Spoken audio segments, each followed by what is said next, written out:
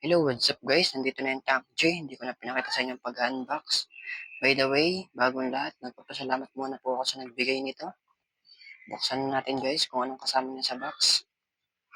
Tank J po to guys, nilikato. Hindi na to guys bago, pero ito yung bagong kulay. Kulay itim and mas maangas. Ang kasama niya guys sa box ay charger na Type-C. Tsaka itong 3.5mm jack na pang record. Wait mo, mamaya ka dyan. Tsaka ito guys, ang manual na hindi naman nababasa. At ito na guys, ang Tank G. Tanggalin natin ito para mas maangas. Ito na siya guys. Open natin. Hello!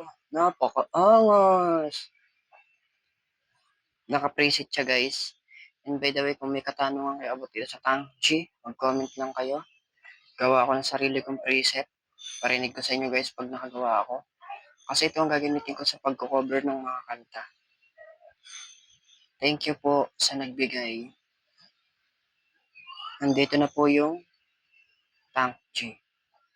Ito na po siya. Naka-preset po siya. Kung may katanungan po guys, comment na lang. Yun lang guys. Bye-bye.